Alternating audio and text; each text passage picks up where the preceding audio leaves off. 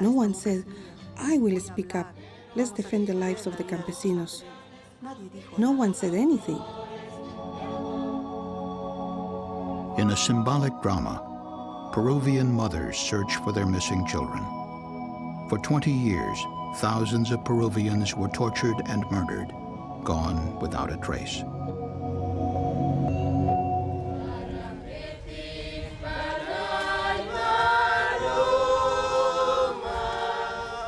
For 24 years, people are not allowed to talk about their suffering, to talk freely and publicly.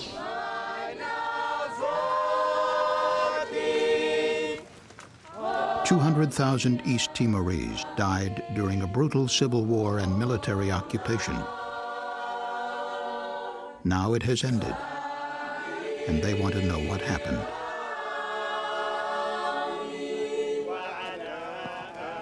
In Morocco, previously unmarked graves of victims killed during decades known as the Years of Lead.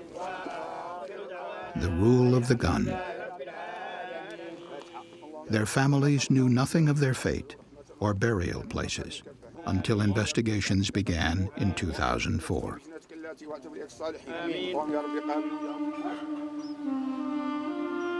Though conflicts end, memories and pain persist. Victims want their suffering acknowledged. They want to speak about subjects that have been forbidden. Victims of massive human rights abuses demand justice. Societies remain divided by conflicting versions of history.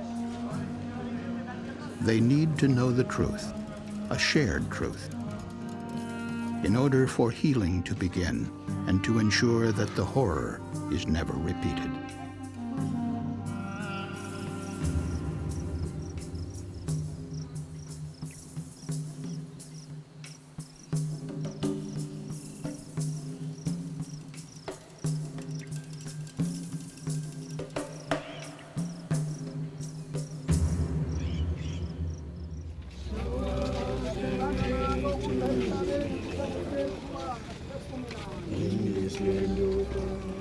The violence of South Africa's apartheid era has ended, but the legacy of racial conflict will be remembered for generations.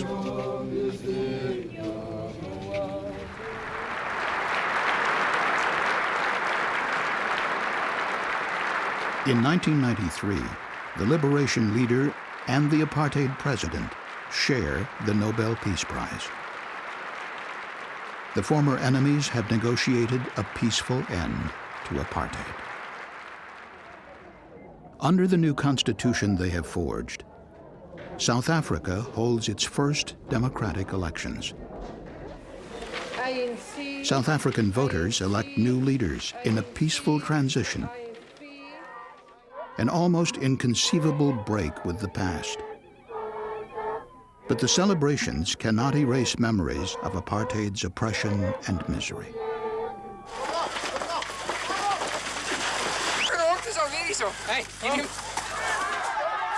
Police brutality and repression have ended. But South Africa remains one of the most unequal societies in the world. Righting past wrongs will take more than writing a new constitution. South Africa shifted from a very violent, oppressive regime overnight almost to a new democracy. And one had to nurse that fragile democracy very, very carefully. It was highly at risk. It was not like South Africa was won through the barrel of a gun. People walked, freedom fighters walked and took over the government, and therefore Nuremberg-type trials emanated. No, it was not like that. There was compromise, there was negotiation, and part of the package was the truth and reconciliation process.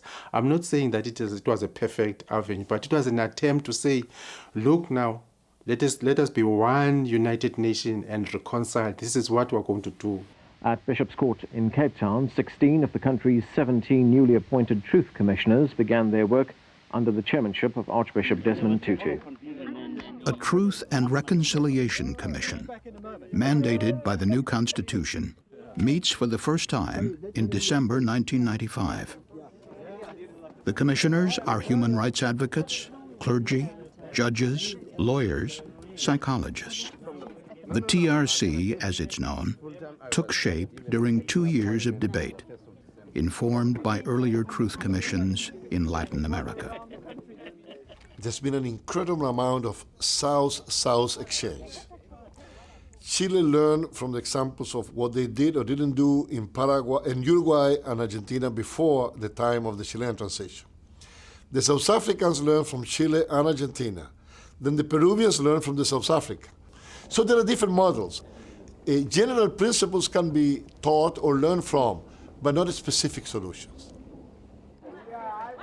Victims and witnesses come forward to tell their stories as the TRC opens offices in major cities and travels into local neighborhoods. The testimony of 21,000 victims will go into the official record. The most representative cases will be heard in public hearings. Just to confirm that the hearings will be taking place.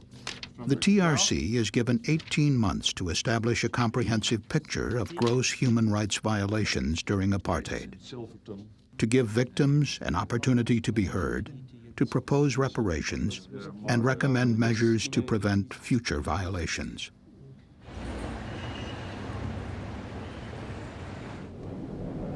Your Grace, Chairperson of the Truth and Reconciliation Commission, I report that the office of the Commission in the region of the Eastern Cape. It was very difficult at the beginning. You had 17 individuals drawn from various parts of the country and people who had never worked together. We were a microcosm of South Africa. You had Afrikaners, you had Jews, you had Muslims, you had Christians, you had Hindu, you had women, you had men. The sixth witness is Mrs. Tony. There were moments and sometimes days when we were really at odds. It was hell. Yeah, the beginning part was hell. Reaching out to the black majority and encouraging victims to speak out, the Truth Commission can make it impossible to deny the horrors and injustices of apartheid.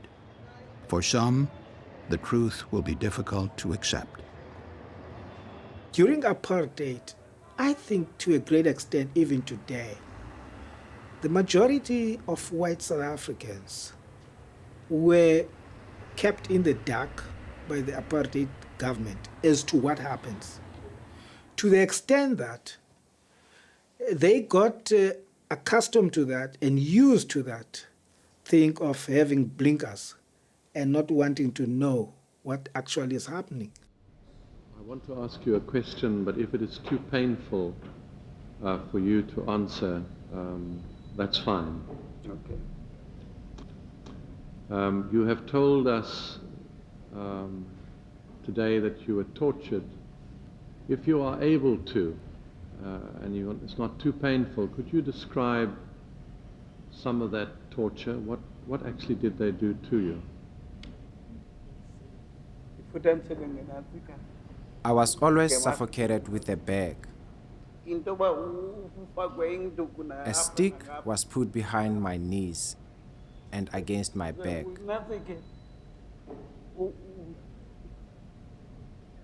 During that period, I was suffocated so that I couldn't move at all. Fine. Don't worry.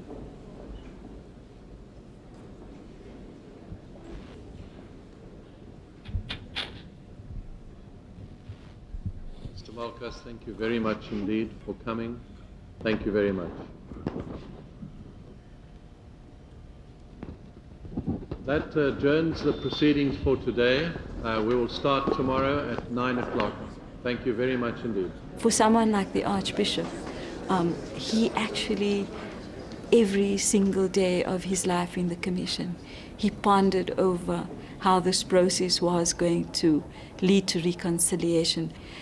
And I think what you struggle for is the kind of social context in which people who do not trust each other find ways of living together. The question of whether they will ever understand each other, that's not something you deal with in one generation. That's intergenerational.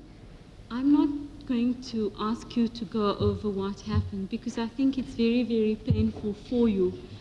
But you've come to the Commission to tell your story, and we'd like to hear from you about what you want the Commission to do for you. If I can find an answer to this question, how do you go about forgiving this person who is a cruel murderer, who killed a defenseless person? We kid ourselves if we say bygones are going to be bygones. The past remains, and unless you did what we thought we had done, look the beast in the eye. That beast is as sure as anything going to come back to haunt you. Mrs. Godolosi, you are here to testify and to give evidence about the disappearance of your husband, Kakauli Godolosi. South Africa's public hearings are broadcast internationally, with such an impact that most subsequent truth commissions adopted the practice. Did you ever manage to find out where your husband is or what happened to your husband?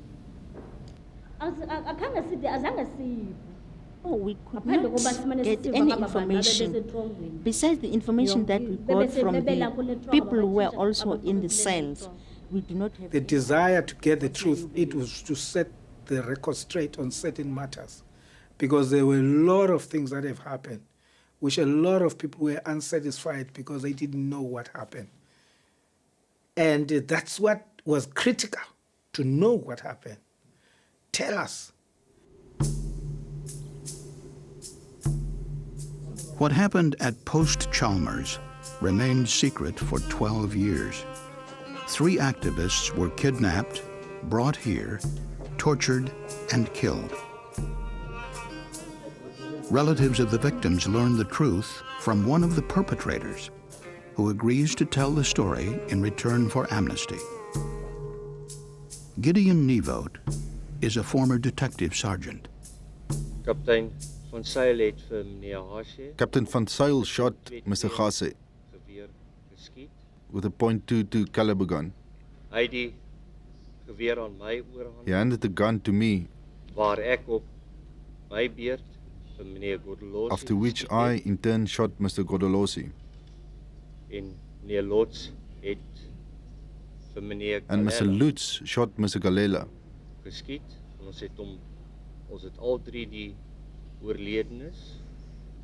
He placed all 3 of the deceased on a pile of wood.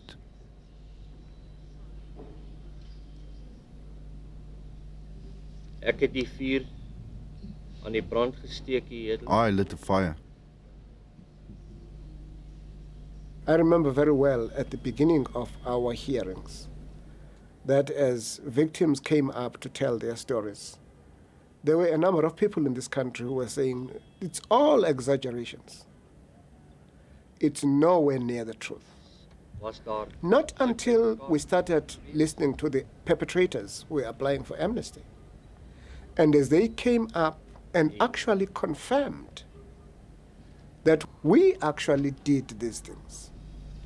I had the instruction from Captain van Zyl to destroy the evidence of what I had done.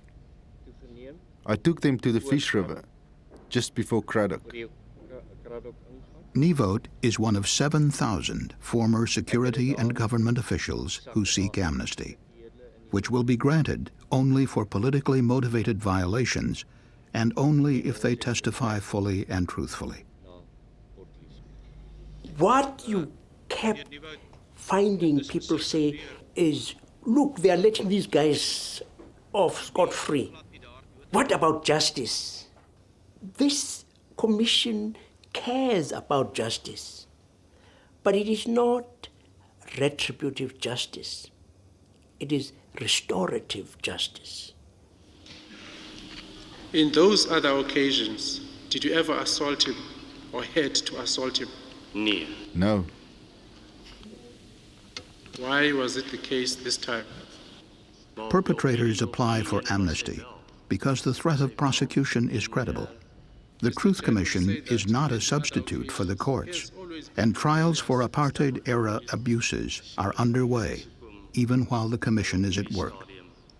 If amnesty is denied, prosecution may follow. Mr. Jack will say that he was assaulted on other occasions, and that involved you. No, I deny that. Whether he lied to us or not, it was not about him. The DRC process was meant for national reconciliation and unity. It was not about him. South Africa needs or needed to reconcile and unite despite Nivo, despite what he said. But lying, you should rub salt to the wound. Because why do you come forward and ask for amnesty and then still lie? After the assault, Ms. Nivot, you took him. The Amnesty Committee found that Gideon Nivot had not testified truthfully and fully. This application for amnesty was denied.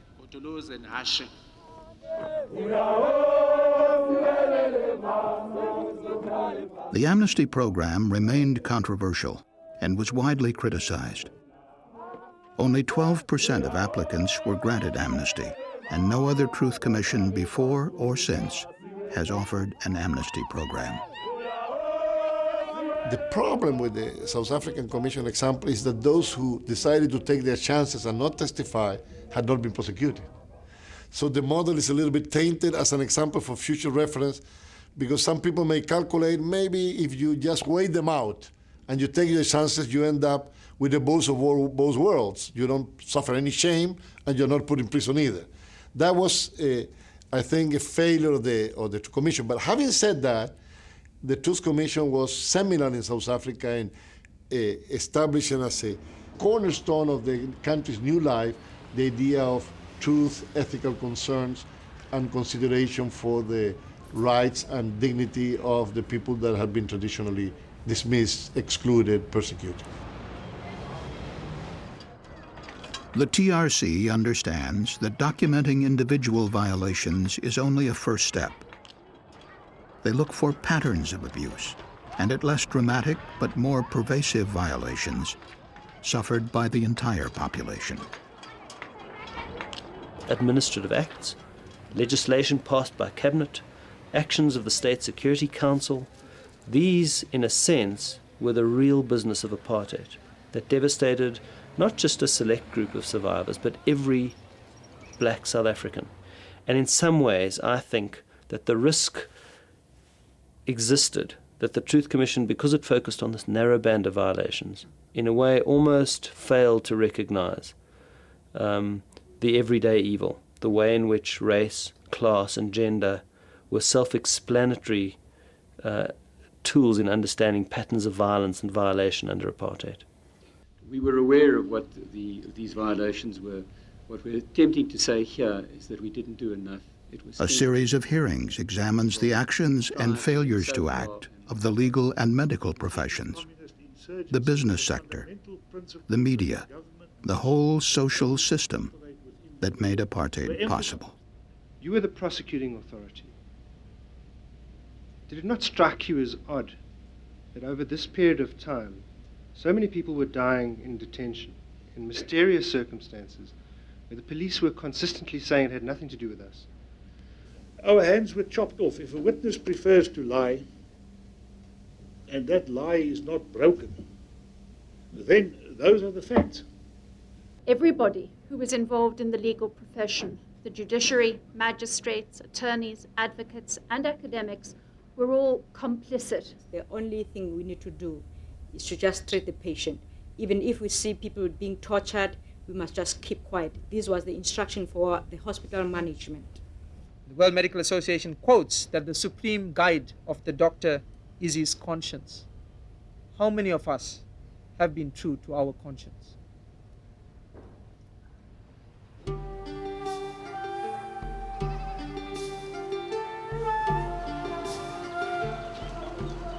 The Andean mountain people of southeastern Peru quietly endured an internal war for 20 years. Living in remote areas, they remained isolated and invisible to Peru's elites. Most do not speak Spanish. When a guerrilla insurgency emerged in Ayacucho province, they became victims. It was no secret that thousands died, but the details of how they were killed, their burial places, and the identity of the perpetrators were suppressed. Posing as champions of Peru's peasants, the guerrillas claimed to be emulating Mao Zedong's Cultural Revolution. They called themselves the Shining Path. In 1980, rebels launched a wave of gruesome executions. Rural mayors, teachers, judges, anyone associated with government was targeted. The government responded, attacking those suspected of working with the rebels. Innocent people were caught in the middle as the conflict spread to towns and cities. By 2000, President Fujimori had all but defeated the Shining Path. But the authoritarian methods he had used against the rebels were no longer acceptable. Then a series of political scandals forced him to resign and flee the country. In 2001, a new government looks into corruption and human rights abuses by previous regimes.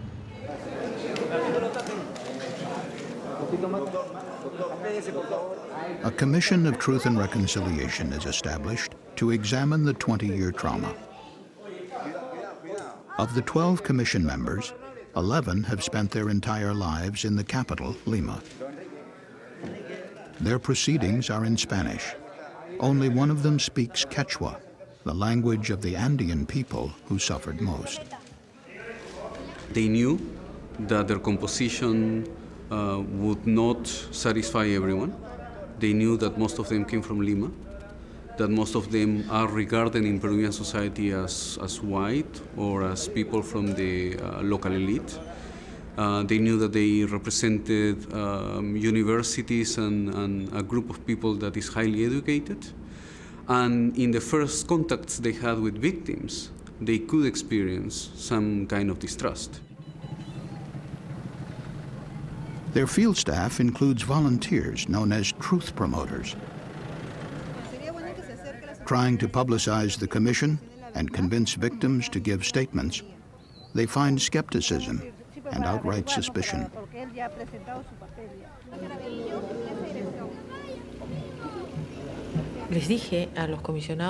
I told the commissioners that the way to start work was by doing a tour all around the country and in the most affected areas. To introduce ourselves to them and tell them what our work would be, but we had to go where they were. For 2 years, the commissioners and their staff make countless trips to the Ayacucho region, stronghold of the Shining Path, a place where thousands had died, while hardly anyone in Lima noticed.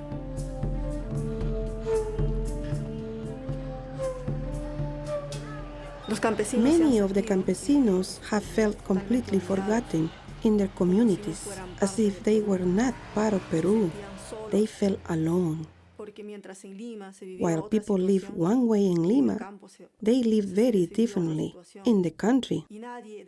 No one said, I will speak up. Let's defend the lives of the campesinos. No one said anything.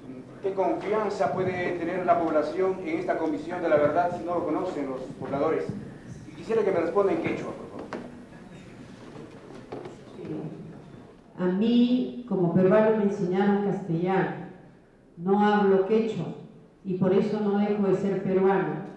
Y al no hablar quechua, no me hace tampoco de ninguna manera una persona que no tiene total respeto sobre otras culturas.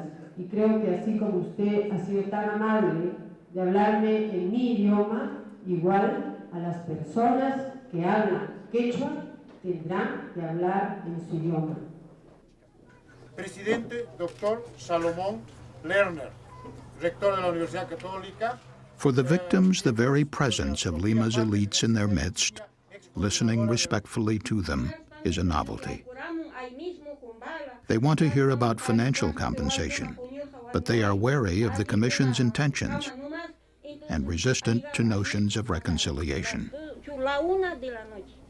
Y es alarmante y desesperante a veces tener que escuchar esa palabra, esa palabrita, reconciliación. ¿Podrán los miembros de la Comisión de la Verdad en algún momento, es decir, sentarlos a los monstruos que victimaron a nuestros seres queridos, con nosotros, que somos los familiares, y decir de repente, señora Doris, en este caso, tal fulano es responsable de la muerte de su esposo, él lo mató, él le atravesó el fal por la boca y una serie de cosas más, y usted tiene que reconciliarse con el Señor?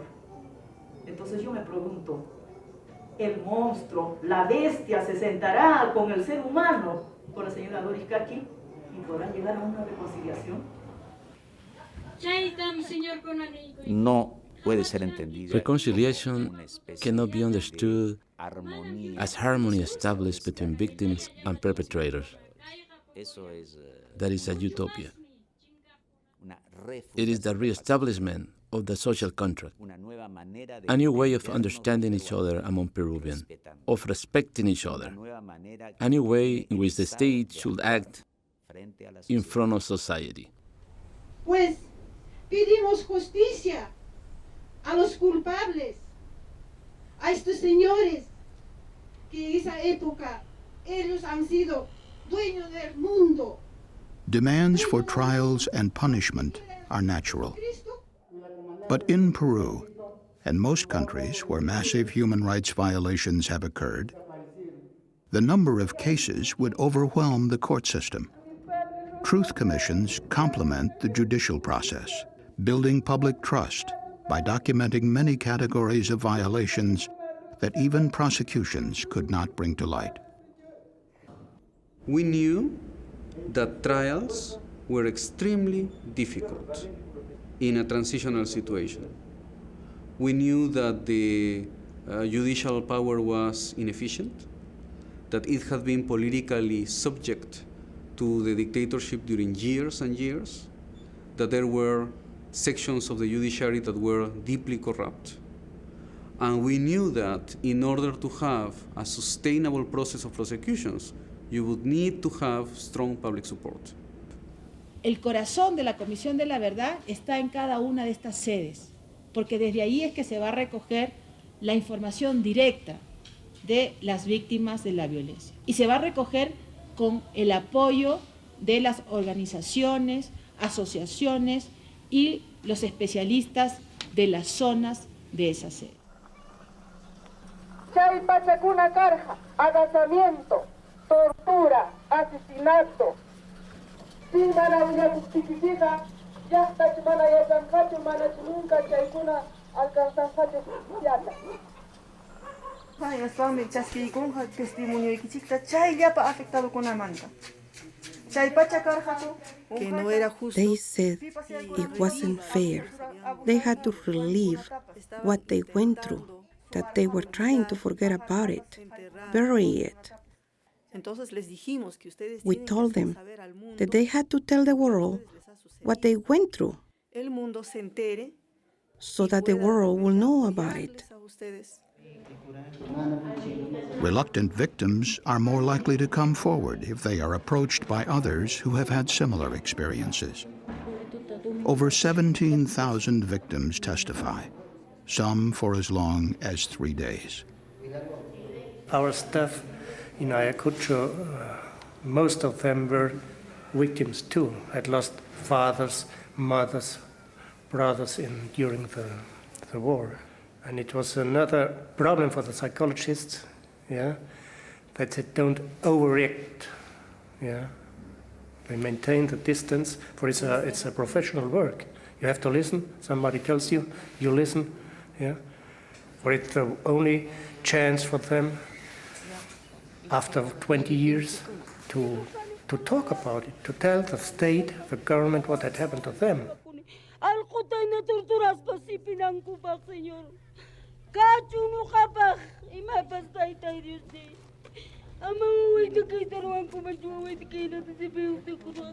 Pero ¿cómo se encontró a su hija acá muerta? ¿Cómo así se enteró que estaba? Ya hemos encontrado en medio enterradito nomás. Pero ¿cómo así se enteró que estaba? We were studying violence, a very specific phenomenon.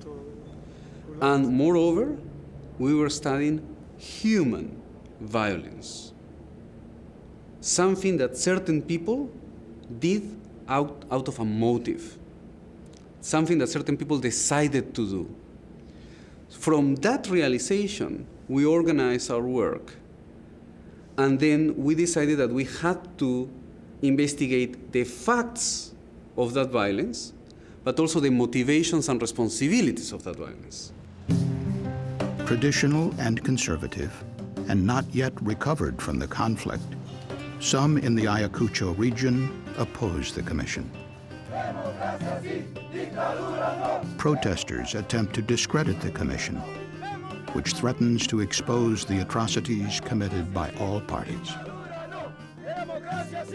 What they said was that the commissioners had all a leftist background, and so that they were, on some versions, like too much close to the Shining Path, for example, and too much far from the armed forces. But the real explanation for this campaign of discrediting was that they did not want this commission to investigate on their past deeds. I bring you today a message of solidarity from the President of the South African Truth and Reconciliation Commission, Archbishop Desmond Tutu. Les traigo un mensaje de salud y solidaridad del presidente. We had studied the experience of other commissions, and we saw videos of the South African Commission and the Nigerian Commission. We were sitting there and watching the videos, and then one of us, I don't remember whom, says, "This looks like a trial." And we don't want something that looks like a trial. Nosotros las concebimos desde un principio. We conceived them from the start as solemn sessions. The public hearings were not a spectacle. They could not be a spectacle. They could not be simple interrogation, as in a court. The public hearing had only one protagonist, the victim who was testifying.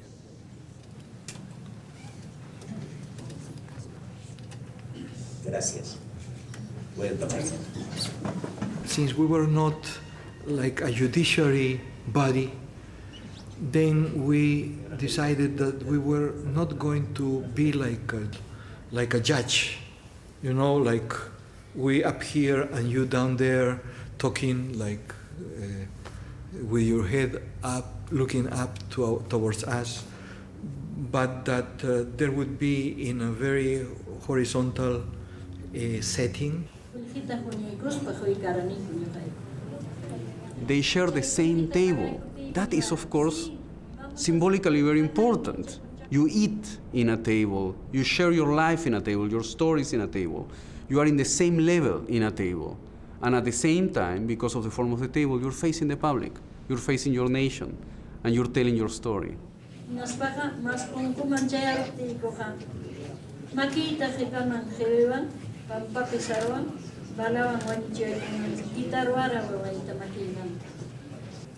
Chaymantam chay 15 días kama purirani lukahina hinaptinmi waway apachimuasqa kay papelita chanta kay testigo cuartilukumantam kay papelita chanita apachimuasqa imanispa mamacita kay okupin kachkani abogado taymaskay vulgita taymaskay kunusururaymas chaymi kay último recuerdo kay papelita ejército mantornos. ¿Cómo habrá muerto mi mamá? Ella no se merecía eso. ¿Por qué? ¿Qué éramos nosotros para merecernos esto? No, señores, ojalá que se haga justicia. Les ruego a todos que yo quiero ver por lo menos los huesos de mi madre, enterrarla. Porque, por ejemplo, en Día de los Muertos aquí en Ayacucho, todo el mundo se va al cementerio y yo no sé ni a dónde ir.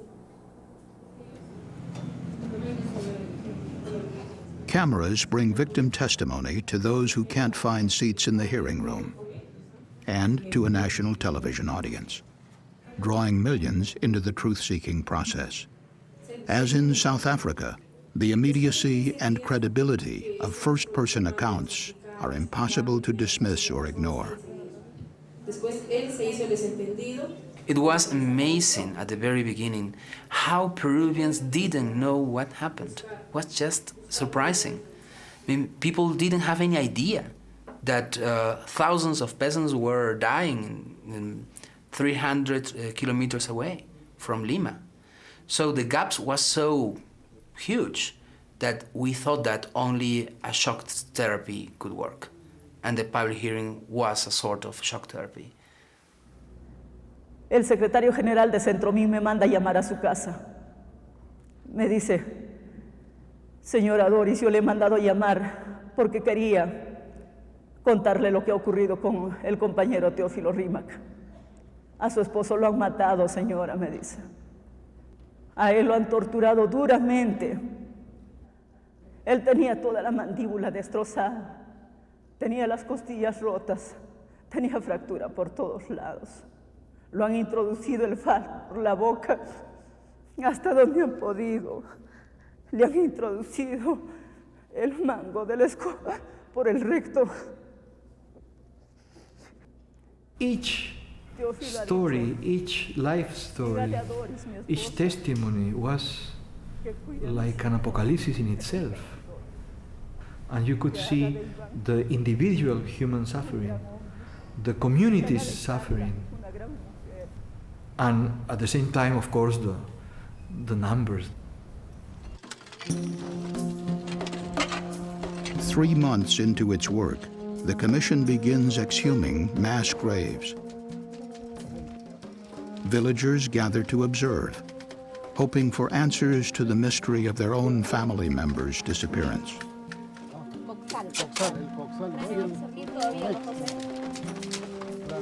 Exhumations were more covered by media than hearings. And we had then an ethical discussion.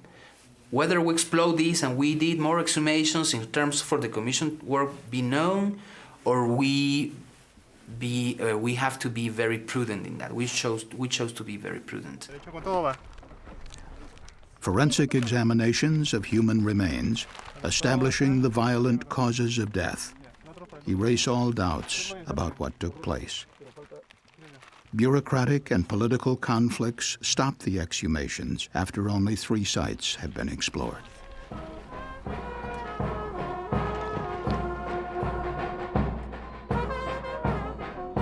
Finally, the Commission returns the remains to families and organizes symbolic funeral ceremonies in nearby villages and in Lima. An effort to unite the entire country in recognition of the calamity. The day before the identification of the remains, the widows were all dressed in their normal day-to-day dresses. The day we gave the bodies to them, they were all dressed in black. For the first time in 20 years, they exercised the right to mourn.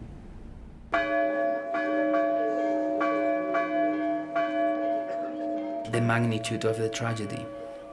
I couldn't imagine that 70,000 Peruvians could die and the system just don't notice. That was the most striking thing. The day our database team told the figure, I said, it can't be. You are wrong. It's impossible. And when I was convinced, I felt devastated. This is my country? I don't know my country. Nobody had cleared the level of cruelty, the level of horror, of this violence. We knew things happened, but we didn't know the level of atrocity. So we had our moments, all of us, we had our moments, Y sí también tengo un dolor por haber pertenecido y seguir perteneciendo a un estrato de la sociedad que vivió ausente, que no quiso ver, que no quiso entender que todas esas personas, hermanos que somos como nosotros, estaban sufriendo. Como no eran las personas, sus vecinos, no era la gente del barrio, no importaba. Por todos ellos, yo les pido perdón. A mamá Angélica que está ahí, y a todas las mujeres, y a todos los niños, huérfanos, a todos los hombres que han sufrido, a todos ellos, yo les pido perdón.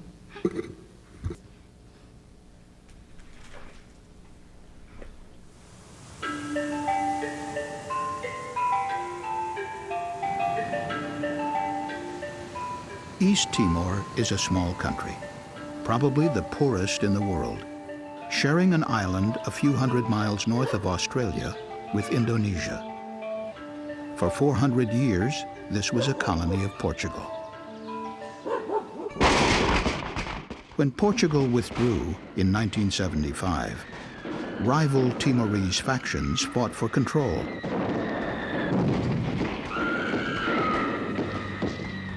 Neighboring Indonesia invaded on the pretext of restoring order. But the Indonesians quickly took control, beginning an occupation that lasted 24 years.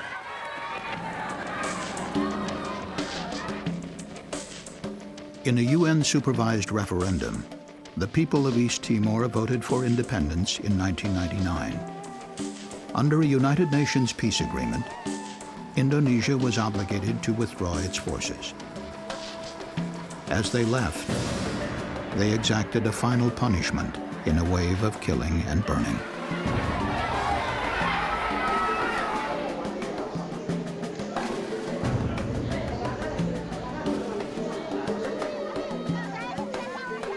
The early states, when the invasion started, that's the Holocaust that came to East Timor.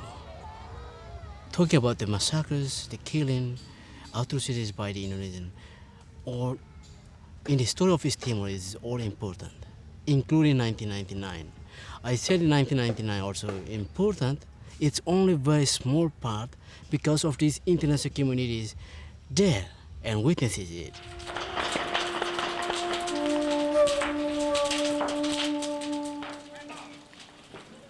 No one invaded South Africa, or no one invaded Guatemala or El Salvador.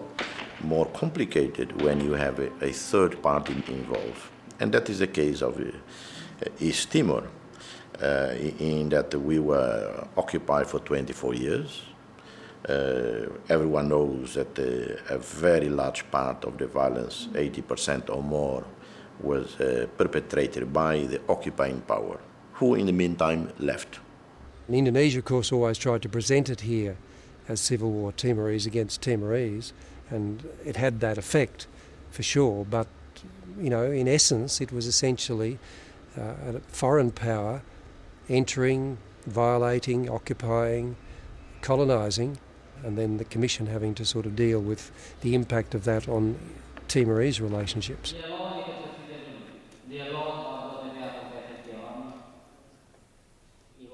Speaking in public or in interviews with Commission staff, 7,000 victims take part in compiling a previously unrecorded history and documenting its causes.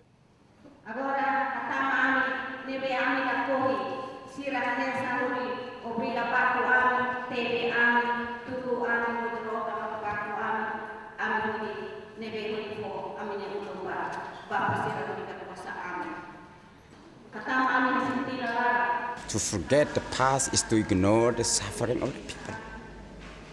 We cannot take it away from the heart of the people by saying that forget the past. You forget if you can, but you cannot force other people to forget. No. We have to provide opportunity for everyone to heal itself. We can try to heal, but not to forget.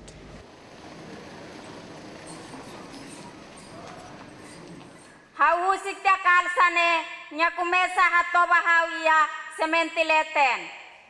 Ia mabarak nya oin nya fotin nya samurai hokilat tau ia hau nya hirus matan. Fote hau nya ain rua tula ia nya kabasleten nya perkosa hau. Ia mabarak nya oin hanesa animal ain hat. Nya perkosa hau semana idan nya laran. Perkosa hau to hau hetan labarik. Hau na wan makne. Hau suba imi hakarak apresenta hau na wan. Bele lormai. Liu sini bamai.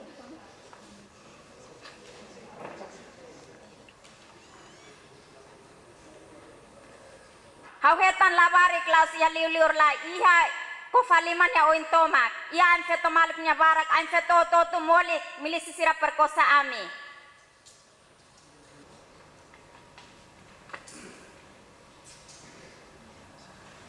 Hau hakarak uluk nanai hane mana ida hau di mana siraat kinara usa disculpa disculpa monoain ba itabot tamba mana sira makhalo buat atirane maske sira lehene hau hakarak usure itabot hatene ema sirane Hau hatene mabe hau labet teminaran hatene detian Indonesia. Ya, obrigado. Public testimony is given only by those who agree voluntarily to speak at the hearings, after the Commission has received their statements privately. No one is forced to speak publicly. Even people in East Timor never imagined that people will come and then tell the stories like that. And we never imagined that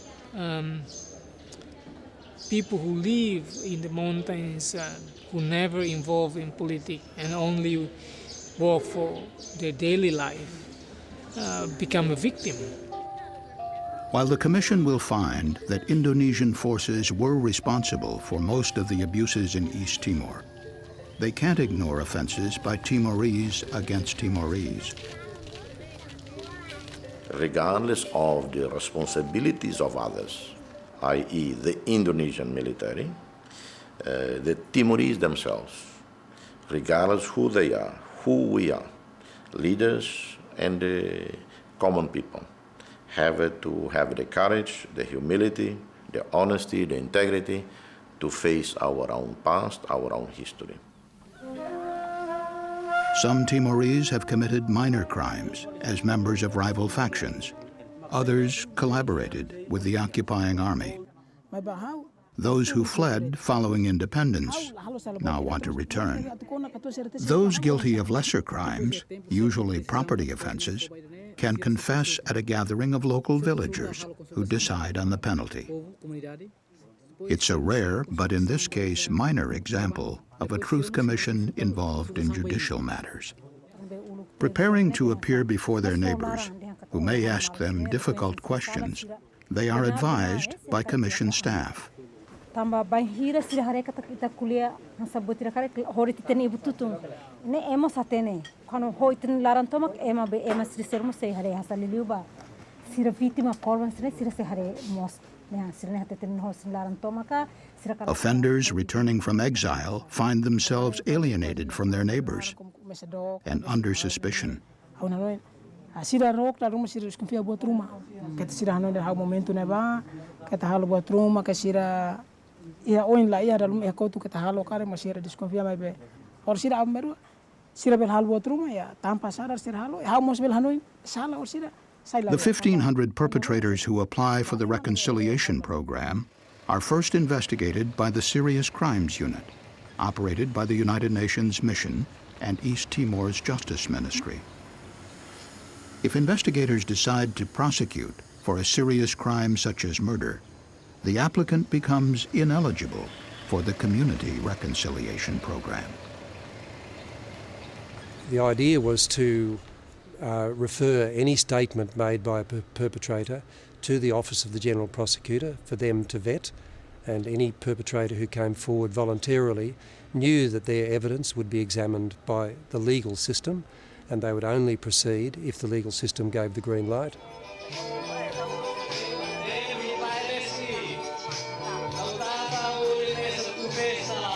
Local communities have long participated in matters of justice and punishment in mostly rural East Timor, guided by religious and civic leaders. The Commission's formal name is the Commission for Reception, Truth and Reconciliation. The word reception expresses the Timorese concern to reunite offenders with communities.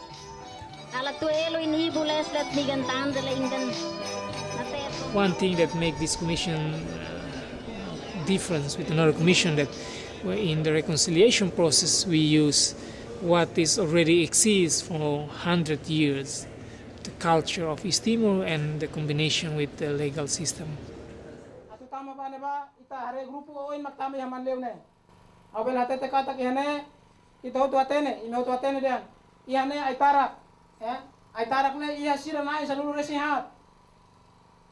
How momento nemos ia grupo neba mai be lausi haitara.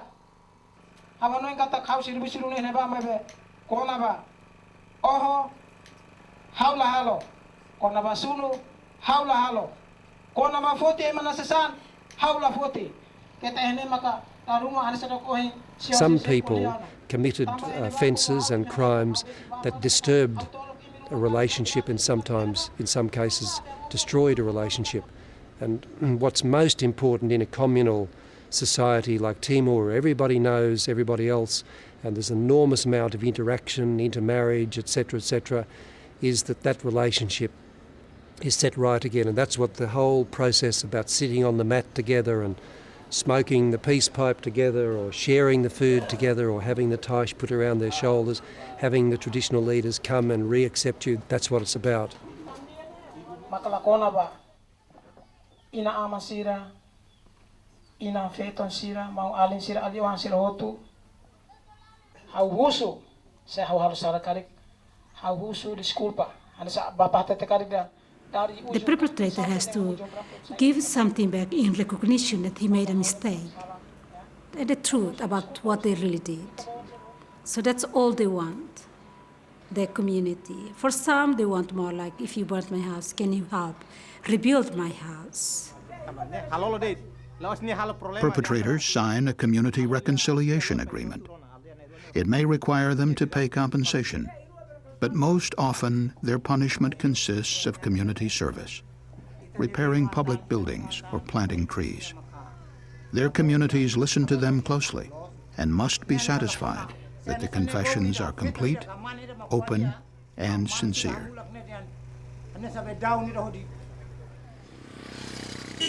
At Commission headquarters in late 2003, hearings explore violations committed by the factions Fretilin and UDT. Public pressure has compelled the faction leaders to acknowledge the faction's abuses for the first time.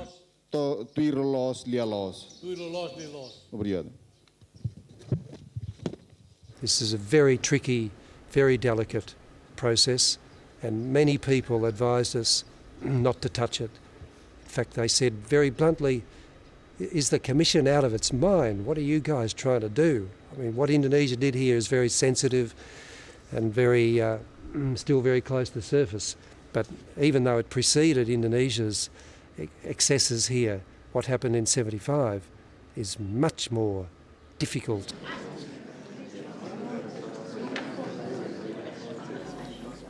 É mahututu a cara que tem história, é mahututu a cara que quer que história raci. To hoje hore, maior parte turine colia vaca. Hututu na sala. E a cara que tu começa, a tu hatete vai me hutu. Hau sala. Responsabilidade hau nia.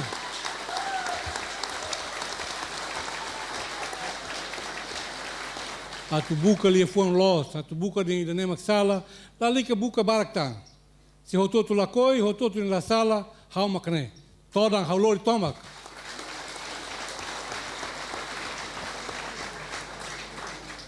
Halo konki no fim ita hasoro fila falimal. ita manante adoni funu idane maki importante mas malok barak ita husikel te bakoto funu idane hanesa agente do processo hateten orsei korbai rua horbai tolo hateten katak udt ninian mas o fretlin mas o fretlin e fretlin ho fretlin mas o mal how lori fretlin yanaran hanesa presidente da fretlin husu desculpa ba família com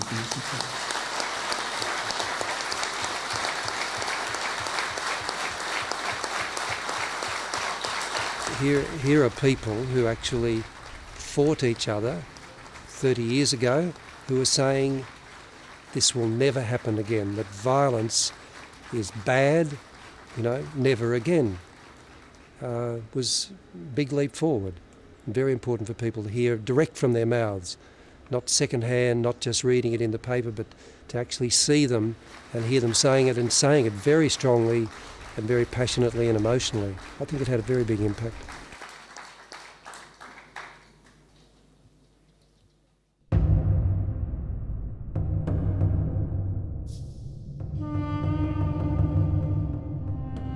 A network of detention centers, hidden for 40 years. 50,000 were imprisoned, tortured, sometimes executed. Labor leaders, Marxists, Islamists. Anyone perceived as a threat to the monarchy. Today, those who survived are visiting the places of their former captivity. They are starting to talk about their experiences for the first time. التعذيب والانواع كثيره يعني ماهوش غادي نقول انا بحقيقه يعقدني نقول له شو في التعذيب يكري فيها مال تشبر سينيور قال قسنا الخيفره عايد غد اسكاس ربي او ندخل في عومه او In 1990, irrefutable evidence of the abuses became public. The king established a Council on Human Rights to gather documentation aimed at prison and legal reform. Survivors, families of the missing, and human rights advocates complained that the Human Rights Council was ignoring thousands of cases. Headquartered in the capital, Rabat, the Council's mandate broadened over the next decade. Victims brought claims for compensation and demands for information on disappeared loved ones. As the Council's work expanded, the criticism continued. But with this first incomplete effort to face the legacy of abuse, a culture of human rights activism was gaining momentum throughout the society.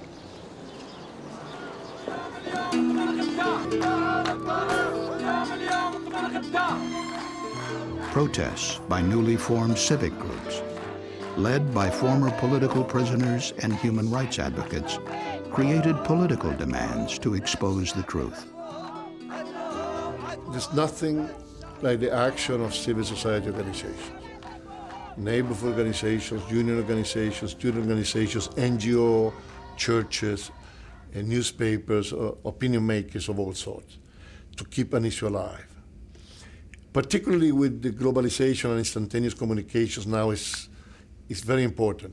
And at the same time, this is allowing the opinion of the international public opinion to let their voice be heard.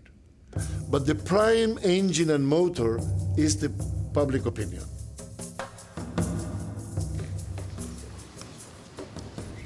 King Mohammed VI officially appointed the Commission for Equity and Reconciliation on January 7, 2004. The king himself set the tone, declaring it a mechanism to uncover the truth, though the word truth is not in its title. Écoutez, elle vient de commencer. Je crois qu'il y a eu autour de 25 expériences de commission vérité et justice de par le monde. Chaque expérience est particulière, elle doit tenir compte des conditions locales, des conditions nationales, du rapport de force qu'il y a au niveau de la société et des institutions. Je crois qu'en tout état de cause, c'est la première expérience dans la région arabe et selon ses résultats, selon son déroulement, je pense que ça transformera la réalité des droits de l'homme dans la région arabe. A royal decree establishes the mandate of the new commission. which holds a press conference. Driss Ben-Zekri, its president, was a political prisoner for 17 years. He explains their mission: to investigate all disappearances and arbitrary detentions. Reporters are aware of the irony. On the wall behind Ben-Zekri hangs the portrait of the king, whose father's crimes they will investigate. This royal decree was motivated by a clear political will. And I think it is the gateway to any attempt at reconciliation, fairness, and mending, and to guarantee not repeating these violations in the future. But also, it is the result of political and human rights dynamics witnessed by Morocco. And it didn't come about through any external pressures. Working from a central office in the capital, the Commission will take 18 months to complete its work. The 17 commissioners may not name individual perpetrators, a controversial limitation not imposed on all truth commissions. But they are required to determine the responsibilities of state organisms or other parties. Our mandate stretches from 1956 to 1999. 43 years are a very long period. And we know today there were many serious violations of human rights. Torture, creation of detention centers, liquidation by non-state actors, or those covertly linked to or manipulated by young revolutionaries, and the majority of those actors have either disappeared or died.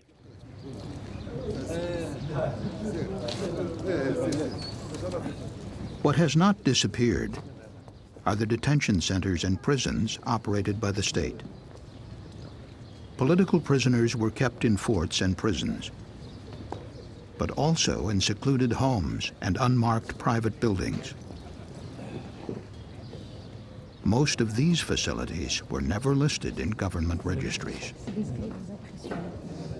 With limited access to state archives, documents, and officials, observations from site visits are a means to corroborate testimony provided by victims, or to gather information when officials refuse to speak.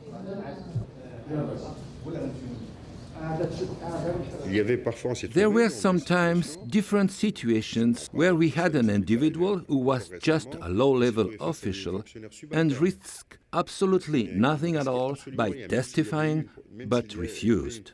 These people wouldn't have risked anything even if they were in front of a court, but they didn't testify because they didn't want any problem, not realizing that our report was not a judicial one. That was, nobody would be named in it, even after we told them so. The Commission receives 13,000 applications for compensation in just 1 month. They will recommend payment of reparations to nearly 10,000 victims. In addition to its 200 employees, the Commission hires 100 temporary workers and graduate students. They compile a database from individual case files, a resource for later analysis that also helps identify urgent needs, such as medical treatment. First-person victim testimony becomes a primary source for investigators, who must work quickly before memories fade. Their work is hampered by unreliable documentation and uncooperative officials, but also by fragile or contradictory recollections. Working groups travel throughout the country to take statements from victims and families. But the Truth Commission finally achieves wide visibility when public hearings begin in December 2004. At sunrise, they arrive at the hearing locations, in regions where repression is known to have been most severe.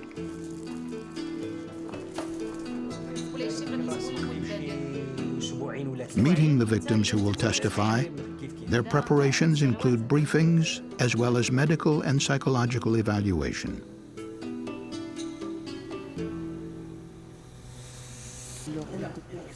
Choosing witnesses to speak at the 7 public hearings, they seek gender balance, regional representation, and clarity. The Commission's and the nation's official record now includes statements from over 22,000 victims and family members. قيل تم في السجن المركزي حتى ل 84 في 23 غشت تم يطلق واحد المجموعه ديال الاخوان. المشكل اللي خطير هو من بعد من الخروج ديالنا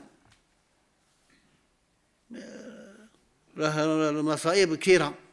كيفاش غادي تعيش عائله، كيفاش غادي المنصب اللي كنا فيه مشى، وهذه راه زعما حصله. راه كنا البدايه يعني خرجنا من السجن راه كنا نستطيع نمشيو ندوروا على الكوميسيون. وكان الأهم في الأمر هو أن The most important thing was for us to listen, and listen well, and to react and be compassionate, and to have a sense of appreciation and understanding and admission towards those victims. We were to them the ears of the country, more than we were interviewers or conversationalists with these victims.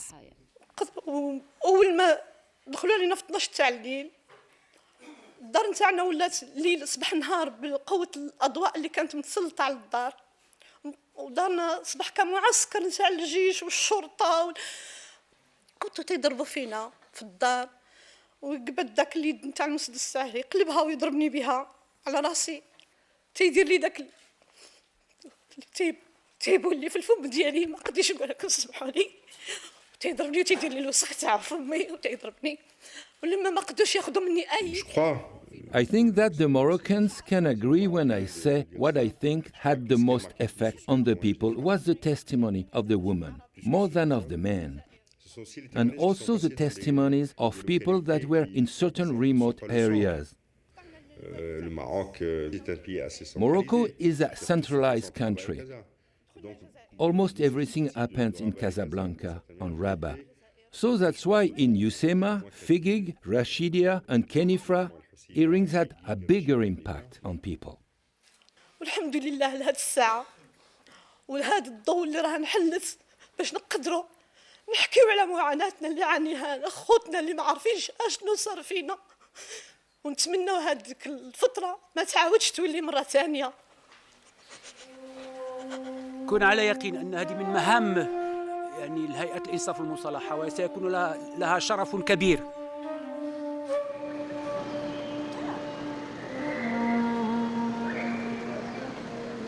As they complete their investigations, each commission submits a report. Their findings of fact, an attempt to explain why and how it happened, and recommendations to prevent similar abuses in the future.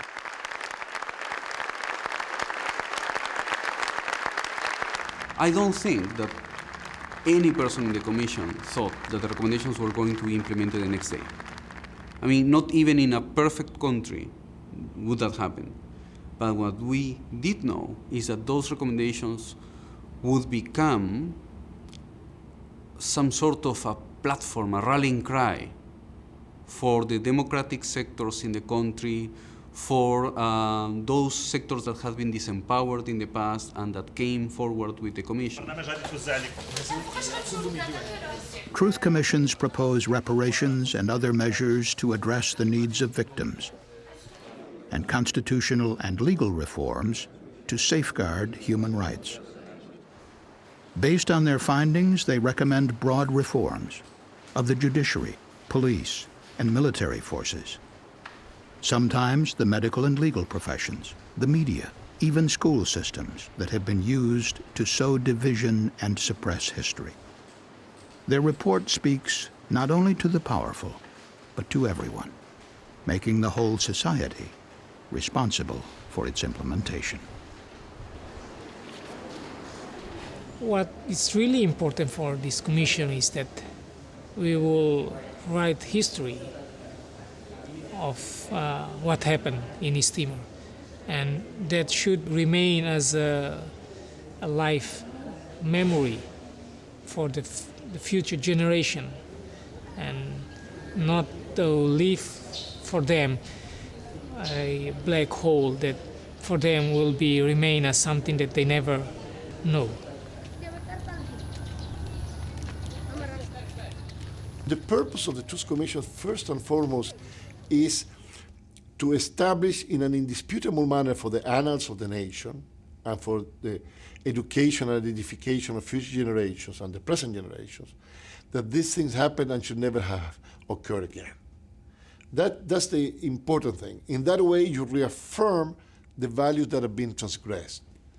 And from denial, you move on to recognition.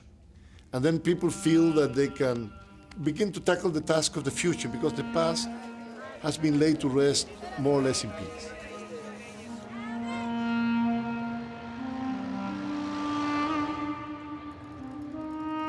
For commissions and for societies, it's an incredibly important question. How do you develop a society which allows more people to take moral stands against what is happening? It's like this mirror that you hold up and you look into it and you say, where was I? What did I do? Is what I did enough?